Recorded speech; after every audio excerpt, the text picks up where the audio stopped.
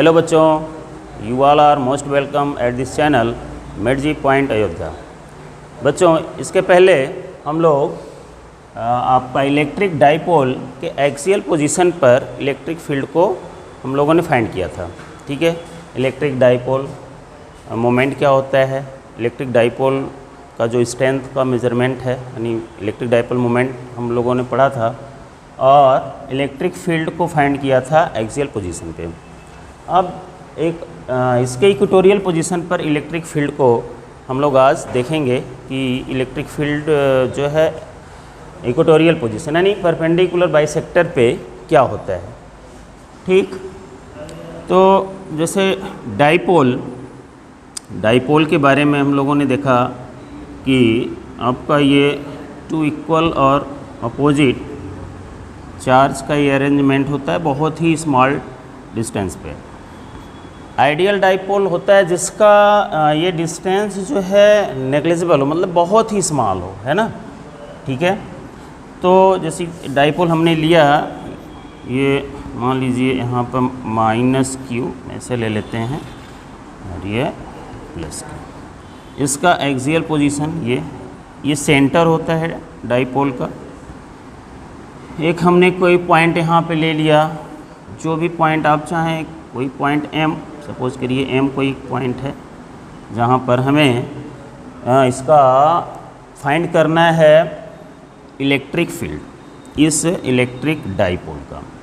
तो देखें आप, ये डिस्टेंस सेंटर से डिस्टेंस है r और ये 2a है, टोटल डिस्टेंस 2a है, तो ये डिस्टेंस हो जाएगा a, 2a सपोज करते हैं, यानी कि लेंथ जो डाइपोल की है वो 2a है, तो सेंटर से हाफ यानी a पे हो जाएगा। ये इसको ज्वाइन कर दें लाइन को आप, इस पॉइंट का m कोई पॉइंट है जहाँ पे हमें इलेक्ट्रिक फील्ड फाइंड करना है। ठीक है, अच्छा आप देखें इलेक्ट्रिक डाइपोल मोमेंट का डायरेक्शन हमने बताया था कि निगेटिव टू पॉजिटिव होता है, यानी -q टू +q। ठीक है, अब ये +q है तो यहाँ पे फील्ड जाहिर सी बात है ये अवे देता है, ये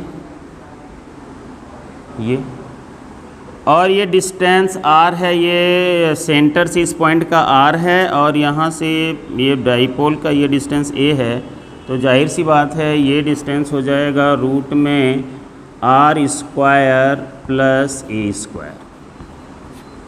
ये भी हो जाएगा r² + a², पूरा रूट है। ठीक, यानी रूट को हटाते हैं तो पावर उसका 1/2 भी लिखते हैं, इस बात को आप पहले से जानते होंगे। अब यहाँ पे देखिए ये तो डिस्टेंस हो गया, अब यहाँ पर ये फील्ड, इसकी वजह से इधर ये फील्ड हमने ले लिया E। मैग्नीट्यूड फील्ड का E ही होगा, क्योंकि यहाँ से इस पॉइंट का डिस्टेंस वही है जो -q से है। अब -q है तो इधर हो जाएगा फील्ड का डायरेक्शन, ये E हो गया, राइट। तो E टुवर्ड्स दिस निगेटिव यानी -q and plus away from +q। अब यहाँ पे बेटा हम लोग इसको ये एंगल ले लिए थीटा, ये एंगल हो गया थीटा, तो ये भी एंगल हो जाएगा क्या, थीटा आपका, और ये भी एंगल हो जाएगा थीटा, राइट। इसकी वजह से ये एंगल थीटा हो जाएगा। ठीक है, तो अल्टरनेट इंटीरियर एंगल्स, तो ये थीटा हो गया। तो यहाँ पर ये फील्ड क्या है, E है, तो एक कंपोनेंट इसका इधर हो जाएगा, इस E का E sin थीटा, और इधर में लेंगे तो E cos थीटा, इसका E cos थीटा इधर, और प्लस इसका भी E cos थीटा, इसका भी E cos थीटा इधर, और E sin थीटा एक और कंपोनेंट हो जाएगा ये। तो ये दोनों कंपोनेंट एक दूसरे को कैंसिल आउट कर देते हैं, ख़त्म हो गया, ये बचा केवल हमारा cos कंपोनेंट। ठीक, तो यहाँ पे हम जैसे E की वैल्यू लिख दें kq/this², यानी रूट में r² a² होल स्क्वायर, यानी ये हो जाएगा k q upon r square plus a square, r square plus a square, ये हो जाएगा ई। लेकिन जो हमारा इफेक्टिव यानी ई फील्ड है, जो ई नेट है, नेट फील्ड, ये तो ई जो है इंडिविजुअल चार्ज से फील्ड है एम पॉइंट पर, ये पॉइंट एम है, ये पॉइंट हमने क्या लिया यहाँ पर एम। आप अपने लैंग्वेज में इसको चाहें तो लिख सकते हैं, let point M is the point on equatorial position of this electric dipole, E is the electric field due to plus q and minus q, magnitude of electric field. ठीक है, डायरेक्शन अलग अलग हो जाता है। तो ई नेट बता क्या हो जाएगा, 2e cos theta, E cos theta यानी k q upon r square plus a square, और साथ में cos थीटा। अब देखिए cos थीटा से आप देखें इस थीटा की value base this A upon this hypotenuse, तो यहाँ पे हम लोग लिख सकते हैं ए अपॉन रूट में। अब इसको हम ऐसा भी लिख सकते हैं कि r square plus a square का पावर 1/2, तो यहाँ पे आप लिख सकते हैं इसको r square plus a square का पावर 1/2, यानी यहाँ पे आप देखेंगे तो ई नेट, नेट की बात कर रहा हूँ, ई नेट है ना, इसलिए बोल भी रहे हैं ताकि आपको कोई प्रॉब्लम ना हो।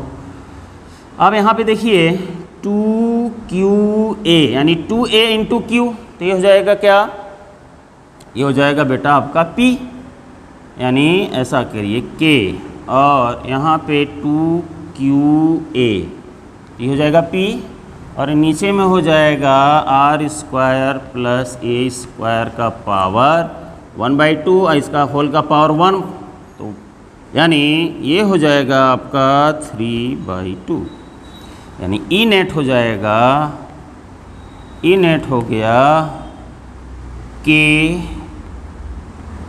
पी एंड यहाँ पे आप देखिए ए जो है बहुत ही small in comparison to R, that's why it is negligible, और इन इसको नेग्लेजिबल करके हम लोग यहाँ आर स्क्वायर लिखेंगे, तो ये 2 से कैंसिल हो गया, यानी कि बचेगा ये आर क्यूब, के P R cube. E net है, ये मैग्नीट्यूड में है बेटा, किस पोजीशन पर, इक्वेटोरियल पोजीशन पे इन मैग्नीट्यूड।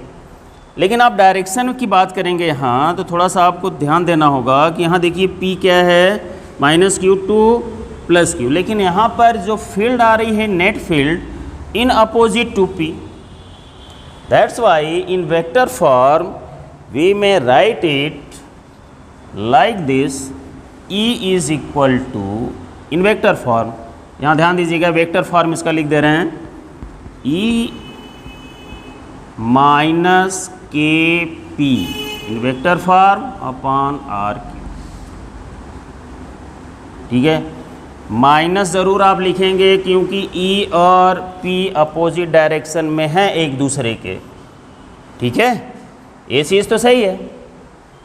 अच्छा, अब आप देखिए जो आपका एक्सियल पोजीशन पे था, यहाँ पे क्या था 2kp अपॉन आर क्यूब, और यहाँ पर ये एक्सियल पोजीशन इक्वेटोरियल पोजीशन पे kp अपॉन आर क्यूब, यानी उसका हाफ हो गया ये।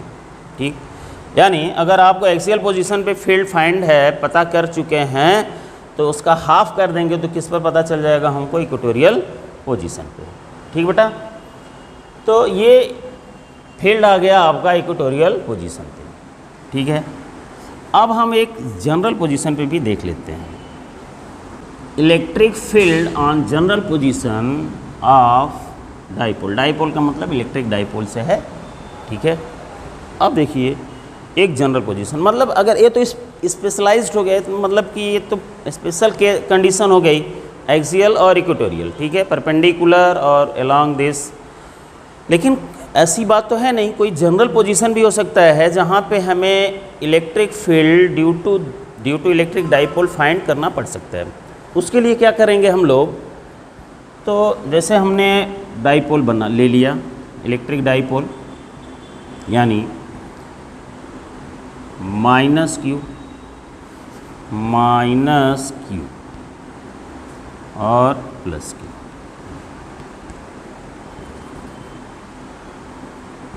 हमारा यहाँ पर एक कोई जनरल पोजीशन, भाई हम यहाँ देखिए एक्सियल हो गया, इसके परपेंडिकुलर देखे, ठीक है, तो इक्वेटोरियल हो गया। अब एक कोई जनरल पोजीशन हमने ले लिया M, ये है इसका सेंटर, यहाँ से हमने इसको ज्वाइन कर दिया ये, ठीक है, ये यहाँ से M, ये जनरल पोजीशन ज्वाइन कर दिया हमने इसको। तो अब आप देखिए P की जो वैल्यू होगी इस डायरेक्शन में है, ये एंगल ले लिया हमने थीटा, ठीक है। अब आप देखें P का कंपोनेंट अलोंग दिस लाइन यानी O to M, along OM, यानी P का कंपोनेंट अगर हम जो कंपोनेंट अलोंग OM ले लेंगे यानी एक्सियल की तरह, तो इधर हो जाएगा ये आपका P cos थीटा, कंपोनेंट आप लेना जानते होंगे। इसके परपेंडिकुलर ले लें हो जाएगा P sin थीटा,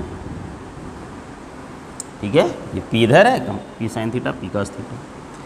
अब इस पॉइंट पर इधर एक फील्ड हमने ले लिया E1 ड्यू टू दिस यानी P cos theta along this E1 along यानी field along OM, along OM यानी फील्ड अलोंग OM, ठीक है, इज E1 यानी P का कंपोनेंट P cos थीटा जिधर है वो एक्सियल की तरह हो गया, और ये जो है इस डायरेक्शन में हो गया E2 equatorial, P sin theta का अपोजिट ये, यानी P sin थीटा इक्वेटोरियल के लिए हो गया ये कंपोनेंट P का। इस डायरेक्शन में बेटा हो गया आपका, ठीक, इस डायरेक्शन में हो गया E यानी रिजल्टेंट, और ये है आपका एंगल अल्फ़ा। ये कौन सा एंगल है? अल्फ़ा। ये एंगल क्या है? अल्फ़ा है, ध्यान दीजिएगा, ये एंगल अल्फ़ा है, यानी ई नेट का जो हमें फील्ड जो मिल रही है उसका direction from E1 is alpha. इस बात को ध्यान देंगे आप। तो एलॉन्ग यानी E1 की वैल्यू हो जाएगी 2kp cos theta upon RQ। ये R पोजीशन पे है, सेंटर से R ही ले रहे हैं हम लोग, ध्यान दीजिएगा आप हम लोग R ही पोजीशन पे इसको फाइंड कर रहे हैं, ठीक है, E1 and this E2 is यानी इन दिस डायरेक्शन E2 की जगह हम लोग क्या ले लेंगे? इसका साइन वाला कंपोनेंट। और याद रखिएगा इक्वेटोरियल पे हम लोग 2 नहीं होता, केवल हमारा P ही था, नहीं KP sine theta upon RQ वैसा था, है ना। तो E2 इक्वल टू हो जाएगा आपका KP sine theta, KP upon RQ था, यानी KP साइन थीटा अपॉन क्या? RQ। अगर आप E की बात करें, देखिए E1 और E में डायरेक्शन एंगल कितना है? 90 डिग्री का। तो इसको वेक्टर फार्मूले से अगर हम ऐड कर दें तो ये हो जाएगा रूट में E1 square plus E2 square, E1 square plus E2 square. यानी आप देखिए इसमें क्या क्या चीज़ बाहर हो सकता है। देखो KP RQ बाहर हो जाएगा, दोनों में है KP RQ, तो KP अपॉन RQ ये बाहर, और इसका E1 के स्क्वायर यानी 2 cos थीटा का स्क्वायर यानी 4 cos स्क्वायर थीटा, और इसका साइन स्क्वायर थीटा, यानी रूट में पहले इस तरह से लिख लें साइन स्क्वायर थीटा, पहले इसका स्क्वायर का लिख लेते हैं, E2 का प्लस है तो इधर लिख सकते हैं, और ये हो जाएगा बेटा क्या? 4 cos स्क्वायर थीटा। ये देखें, यानी E आपका हो जाएगा KP R क्यूब, और देखो साइन स्क्वायर थीटा और एक इसका cos स्क्वायर थीटा ले लेंगे हम लोग, तो हो जाएगा 1 प्लस, समझ रहे हैं, ये साइन स्क्वायर थीटा और 4 cos स्क्वायर थीटा में से एक ले लिया, cos square theta sine square theta plus cos square theta, क्या हो गया 1, और यहाँ पे 1 प्लस इसका एक ले लिया तो क्या बचा 3 cos square theta, 3 cos square theta, ये रूप में। तो ये बेटा आपका नेट फील्ड आ गया। ये क्या चीज़ फाइंड कर लिया हम लोगों ने, net field at any point of this electric dipole, यानी कोई हम एक जनरल पॉइंट ले लिए थीटा एंगल पे, पी से एंगल, भाई कहीं आप लेंगे तो पी से तो एंगल पता, जैसे यहाँ ले लिए आप तो इसका एंगल पता चल, पी यानी पी से कितना एंगल पे है।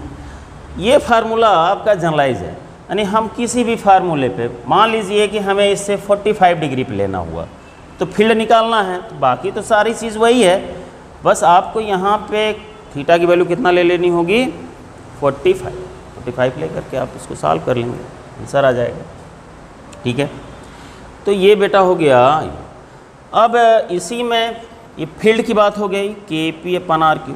अब इसमें स्पेशलाइज्ड केस यानी एक्सियल पे, अगर एक्चुअल में हम लोग -q to +q, कहीं एक्सियल पे वास्तव में अगर एक्सियल पोजीशन पे निकालना हुआ, एक्सियल पोजीशन, तो एक्सियल पोजीशन के लिए आप देख रहे हैं थीटा की वैल्यू क्या हो जाएगी 0, तो यहाँ पे आप ये थीटा की वैल्यू क्या लिख देंगे 0, तो E आपको पता चल जाएगा, यानी देखिए यहाँ पे 0, तो cos 0 की वैल्यू 1 यानी 3 ये और 1 4 Kp/r3, Kp/r3 और रूट में हो जाएगा 4, यानी ये आ जाएगा बेटा 2 Kp/r3, एक्सियल हो गया। और इक्वेटोरियल पोजीशन के लिए देखेंगे तो थीटा हो जाएगा 90 डिग्री, तो E की वैल्यू आप देखें cos 0 तो ये 0, यहाँ पे क्या हो जाएगा थीटा = 90, यानी cos 90 की वैल्यू 0, तो केवल बचेगा 1, यानी Kp/this, Kp/क्या r3।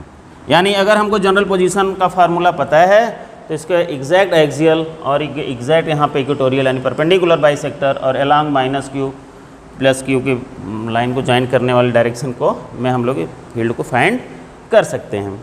अच्छा, एक चीज़ इसमें और बता दें कि बात करें अगर हम लोग ई नेट यानी डायरेक्शन का, कि भाई डायरेक्शन कहाँ कैसा है E1 से, तो आप देखिए इस फिगर से देख सकते हैं tan अल्फ़ा, क्या लिखेंगे tan अल्फ़ा = क्या चीज़ E2/E1। अगर हम लोग देखें, अगर इसको ज्वाइन कर देंगे आप तो ये परपेंडिकुलर की तरह, यानी E2 कैसा काम करेगा परपेंडिकुलर, यानी E2/E1।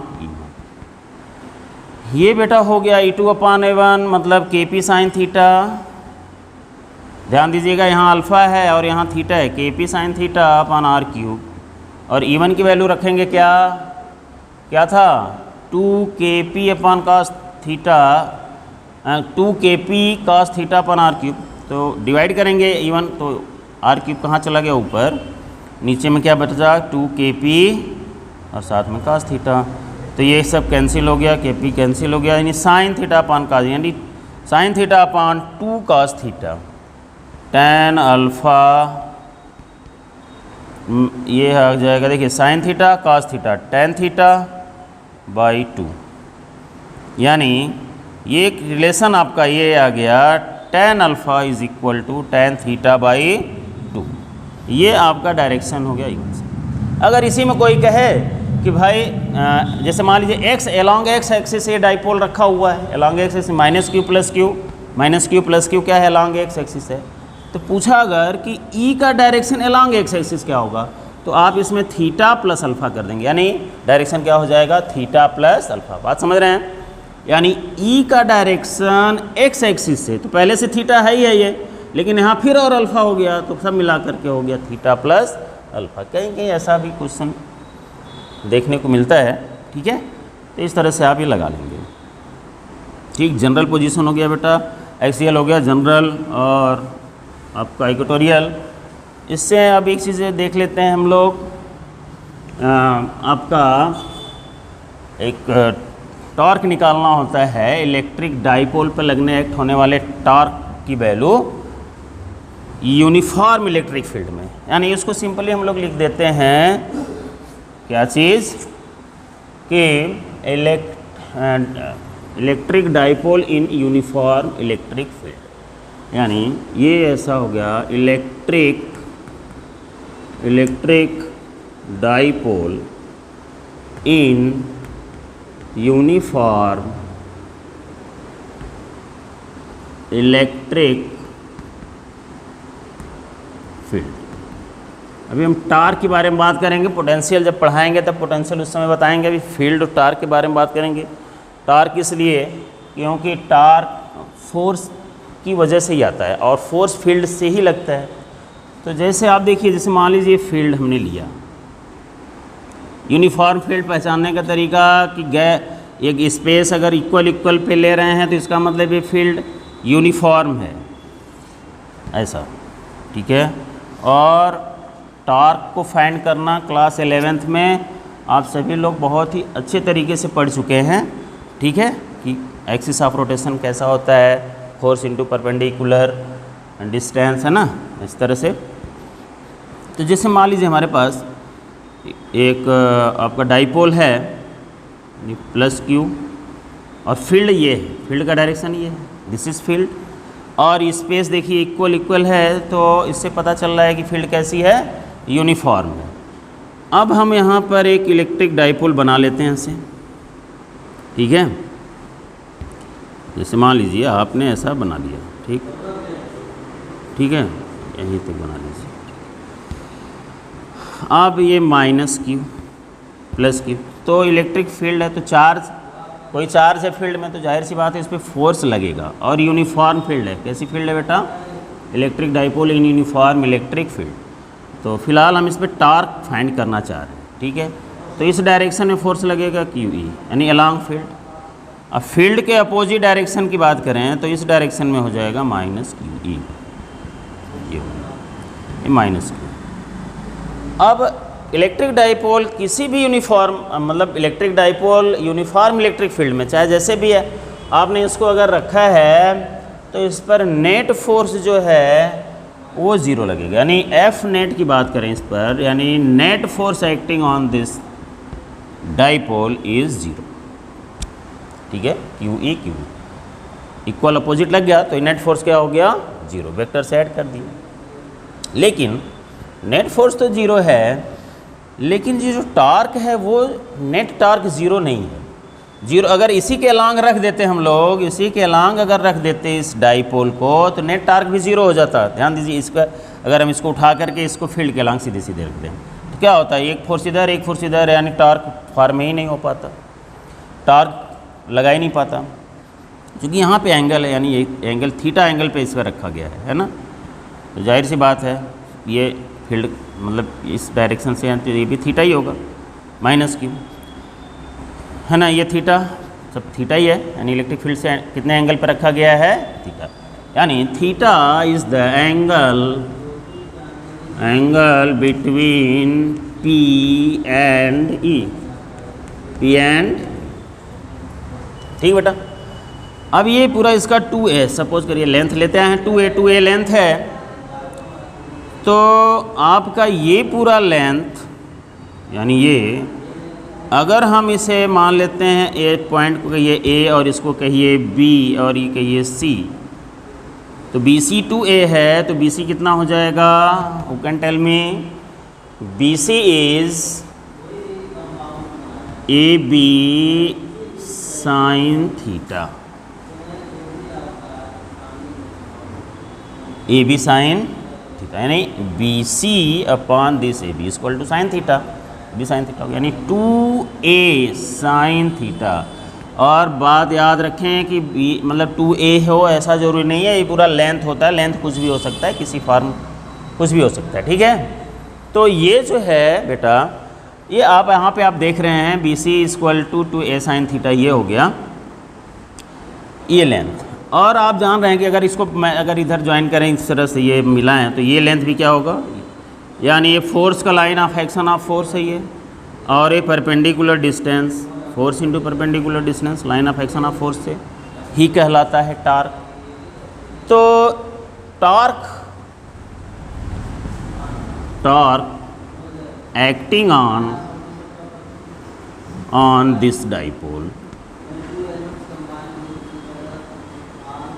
Is torque. मैग्नीट्यूड की बात करेंगे, किसकी बात करेंगे हम लोग? अभी मैग्नीट्यूड टॉर्क की बात करते हैं।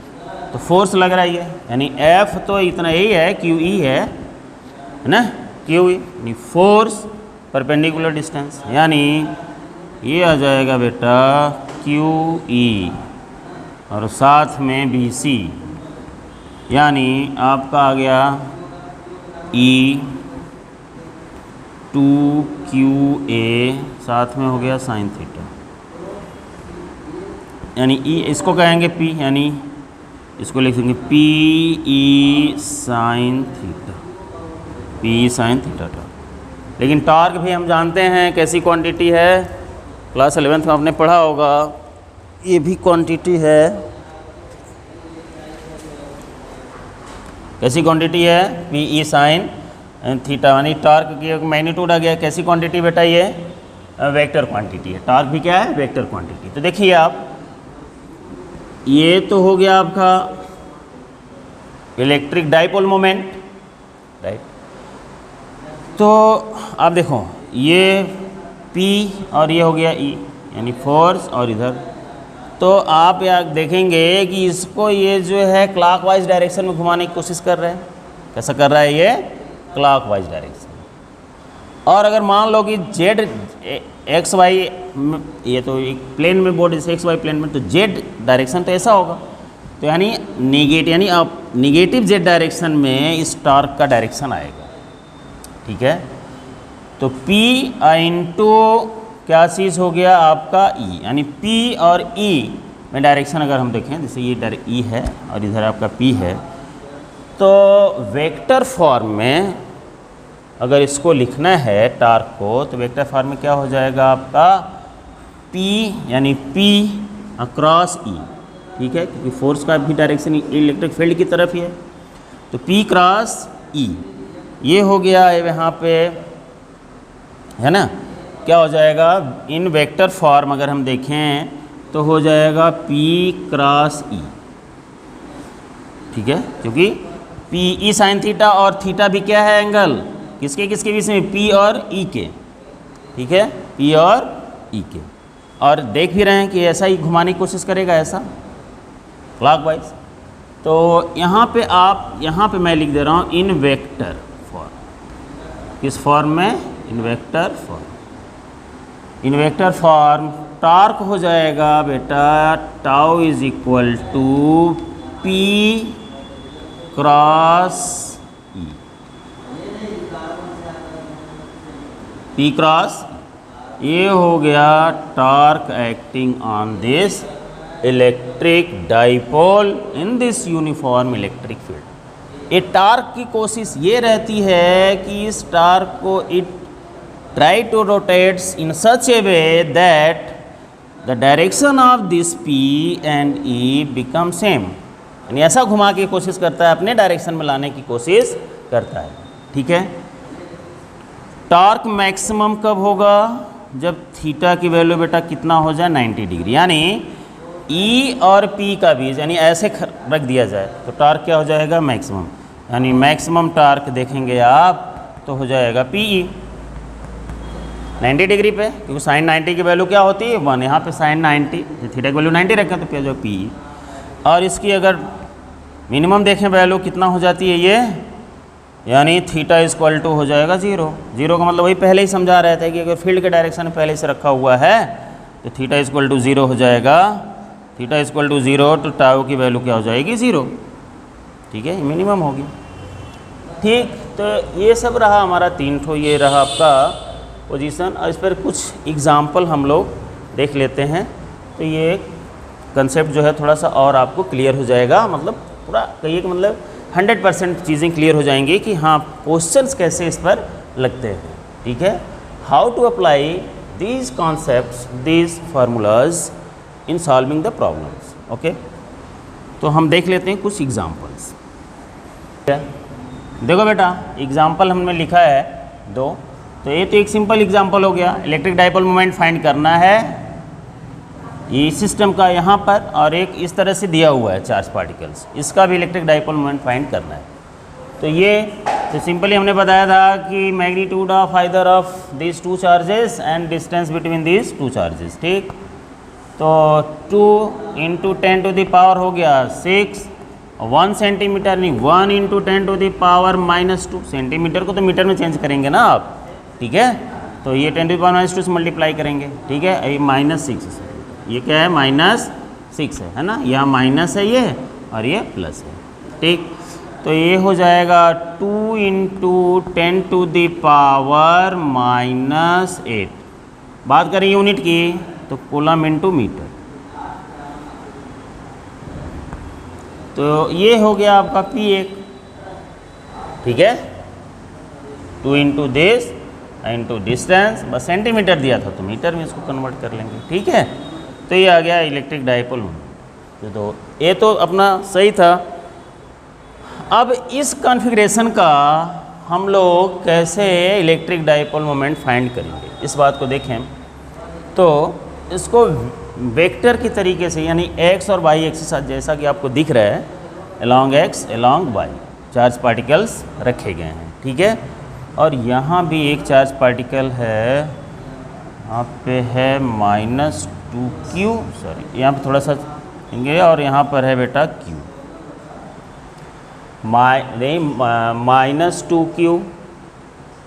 -2q एंड +q, ठीक है। तो इस तरह से चार्ज पार्टिकल्स आपका अरेंजमेंट है ये। अब इसका हमें फाइंड करना है यहाँ पर। और एक चीज़ देखिए, ये ओरिजिन है 0 0, यहाँ से इसका पोजीशन A और इसका पोजीशन ये, इसका पोजीशन भी क्या है A है और इसका भी पोजीशन ये, राइट। तो किस तरह से इसको हम लोग सॉल्व करते हैं, ऐसा जहाँ भी इस तरह से चीज़ें आएँ तो उसको आप क्या करिए कि वेक्टर फॉर्म से और कंपोनेंट को थोड़ा सा चेंज करके आप सॉल्व करेंगे, ठीक है। तो बेटा ये तो रहा क्वेश्चन, है ना। इसका जो along x और along y है, हम कंपोनेंट इसी पे बना देते हैं, ठीक। और इसका इक्वेशन यहाँ लिख देंगे। तो क्वेश्चन हो गया आपका ये, और इसी को हम लोग सॉल्व कर लेंगे। किस तरह से सॉल्व करते हैं यहीं पे क्वेश्चन में ही हम कर दे रहे हैं, है ना। तो जैसे देखिए, आपको इसी क्वेश्चन से ही बता दे रहे हैं। तो -2q है ये, तो -2q और इसका 2q, दो चार्ज ले लो, चार्जेस इक्वल और अपोजिट होने चाहिए मैग्नीट्यूड में। तो इसका 2q ले लिया, या इसका -2q ले लो, इसका 2q ले लो, तो इसका डायरेक्शन p का हो जाएगा इस डायरेक्शन में, क्योंकि -q से +q होता है, ये बात को याद रखेंगे। या इसका लेते हैं तो इधर, फिर देखिए, लेकिन इसका एक q बच जाएगा, तो एक q और इसका एक ठो q ले लीजिए, तो वो आपका कब बना लेगा, अरेंजमेंट कर लेगा एक दूसरे इलेक्ट्रिक डाइपोल, तो उसका डाइपोल मोमेंट होगा। तो इसका भी इधर हो जाएगा। अगर आप सपोज करिए कि यहाँ पे आपने इलेक्ट्रिक डाइपोल मोमेंट इस तरह से लिखा, किसको, एक लिया P1, सपोज करिए P1 लिया आपने, ये P1 को -2q और 2q से, तो P1 को हम लिख दे रहे हैं ऐसा। अब देखिए ये P1, ठीक है। अब आपका यहाँ माइनस, अब ये देख लें आप, ये ठीक। तो ये बेटा हो गया आपका P2, ये हो गया क्या आपका P2 हो गया ये, ठीक है। ये P2 हो गया, ये हो गया P2, ये यानी माइनस, ये P1 जो है -2q और +2q लेकर के बना है चार्जेज, बात को याद रखेंगे। P2 बेटा बना है इसका -q लेकर और +q इसका लेकर। एक यहाँ पे लाइए आप P3, P1 हो गया, P2 हो गया, यहीं P3 लाइए। ये P3 जो है कौन कौन सा चार्ज इसमें इन्वॉल्व है, इसका -q और इसका q, यानी -q और q लेकर के बना है। ध्यान देंगे कौन कौन से चार्जेस लिए गए, चार्जेस के बारे में लिखा हूँ, कोऑर्डिनेट मत समझ लेना, कोऑर्डिनेट है चार्जेस। इसका डिस्टेंस बेटा देखेंगे तो ये हो जाएगा a, यहाँ से ये है और ये a है, तो इसका हो जाएगा 2a स्क्वायर नहीं, a square plus a square root में 2a स्क्वायर यानी a रूट 2, a रूट 2। ठीक, अब यहाँ देखिए ये चूँकि वेक्टर क्वांटिटी है, क्या है ये, वेक्टर क्वांटिटी है, ठीक है। तो आपका ये वेक्टर क्वांटिटी है यहाँ पर, तो P1 को आप लिखेंगे तो P1 ये अगर ये थीटा हो गया, मतलब ये थीटा है तो थीटा ये सा, इस तरह से ये भी हो गया, ये थीटा हो गया, तो इसका ये P इधर एक कंपोनेंट इधर P2 sine theta, P1 sine theta, P1 sine theta इधर हो गया, cos थीटा इधर हो गया, P2 साइन थीटा ऊपर, P1 sine theta, sine cos component में अगर हम लोग देख इसको ले लें तो P1 के लिए हम लोग लिख देंगे, देखिए क्या चीज़, P1 यानी आपका P है ना, तो P कितना है देखो, ये आपका जो भी P है तो 2Q, P1 यानी 2Q और यहाँ से डिस्टेंस यानी a रूट 2 यानी 2Q a रूट 2 और cos थीटा लें अगर,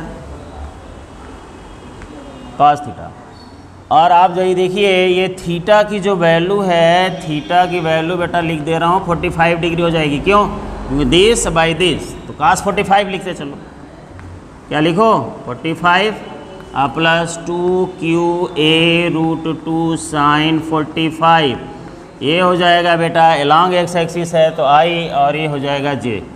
देखो यहाँ पर हम जो है ये अलॉन्ग दिस यानी cos component along x axis, और यहाँ y एक्सिस के अलॉन्ग क्या होगा, साइन कंपोनेंट, और दोनों पॉजिटिव यानी पॉजिटिव एक्स एक्सिस के पॉजिटिव, पॉजिटिव y एक्सिस के की तरफ है पॉजिटिव, यानी 45 है तो ये रूट 2 कैंसिल हो जाएंगे, नहीं बचेगा 2a q साथ में हो गया I, क्योंकि cos 45 रूट 2 को कैंसिल कर देगा, 1/√2 लिखोगे, रूट 2 से कैंसिल, इस तरह से ये भी कैंसिल हो जाएगा, प्लस 2QA और साथ में हो गया J, साथ में हो गया J, यानी ये हो गया बेटा P1। Similarly you may right about P2, P2 के बारे में देखिए केवल Q है तो हो जाएगा ये Q a रूट 2 cos 45 और I cos 45 I, लेकिन ध्यान देना यहाँ पर ये है निगेटिव एक्स एक्सिस तो यहाँ पे हो जाएगा निगेटिव, अब प्लस क्या हो जाएगा QA रूट 2 साइन 45, लेकिन ये J प्लस में ही रहेगा, J बेटा किधर रहेगा, प्लस में ही रहेगा, तो ये प्लस हो गया। इसी तरह से आप आइए P3 देखिए इधर, तो इसका भी कंपोनेंट ये और ये, यानी इसका x भी नेगेटिव और y भी नेगेटिव, तो अच्छा इसको थोड़ा सॉल्व कर लें, रूट 45 2 यानी 2AQI बेटा माइनस यहाँ और यहाँ पर, अरे 2 कहाँ से, सॉरी, ये QA और Q और साथ में ये I भी माइनस में QA प्लस J, ठीक है, ये रहा आपका P2।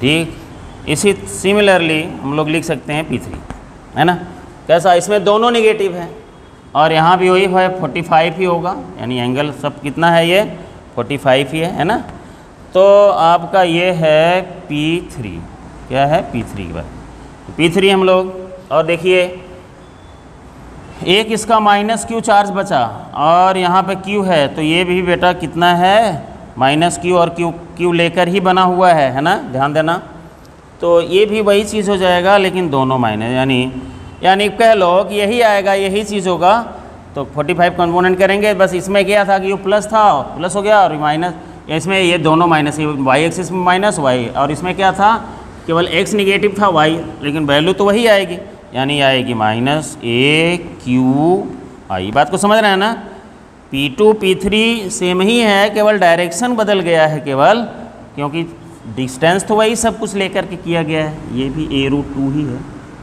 राइट। तो ये minus QAJ।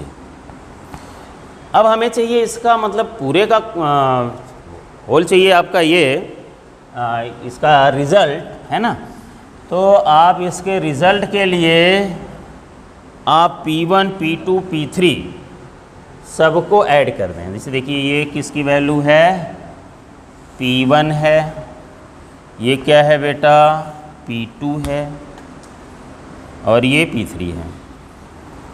P1 P2 P3 magnitude में आप देखेंगे तो सेम ही है, डायरेक्शन भले वजह का J भी निगेटिव हो गया है लेकिन इसका J पॉजिटिव है, बाकी इसका x एक्सिस वाला कंपोनेंट निगेटिव है, I वाला निगेटिव, IJ के बारे में पहले से आप जानते हैं। अब हमको अगर P को फाइंड करना होगा net electric dipole moment, net P1 plus P2 plus P3 यानी वेक्टर मीन्स सबको ऐड कर दो आप। तो वेक्टर में आप ऐड करेंगे तो आप देखिए यहीं से देख लेते हैं, यहीं से देखो 2AQI 2AQJ ये है, और यहाँ देखिए I वाला कंपोनेंट माइनस AQI और यहाँ भी माइनस AQI, तो माइनस माइनस ये दोनों ऐड हो जाएगा तो माइनस 2AQI कैंसिल आउट हो जाएगा, ठीक है। या कहिए तो हम पूरा लिख ही देते हैं, लिख के कैंसिल आउट करा देते हैं। यहाँ पे 2AQI 2QAJ 60 में हो जाता वैसे आपका, यहाँ पे AQI थोड़ा सा ध्यान दीजिएगा, छूटता है तो उसको J है ना, JIJ लिख रहे हैं ना ऐसा, ठीक। ए माइनस इसको लिखें AQI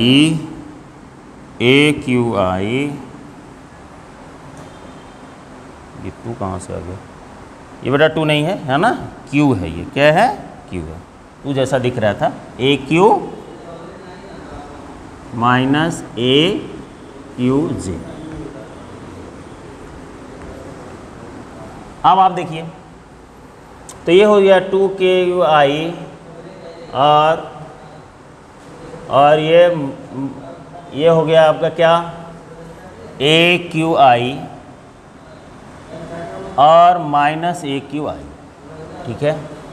तो ये दोनों और ये यानी कैंसिल आउट हो जाएगा मिल करके, ये I वाला ख़त्म, QAJ minus AQJ QAJ both are same, बचा केवल बेटा कितना 2QAJ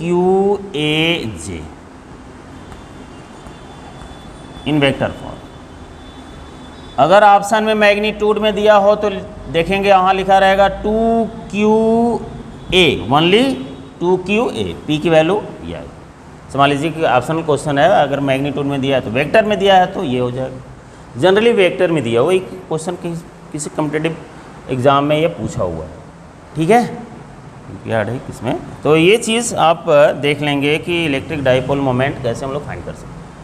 अब कुछ फील्ड और इलेक्ट्रिक डाइपोल मोमेंट के एग्जांपल्स और हम बता देंगे, है ना। और आज के लिए बेटा इतना ही। Thank you for watching this video.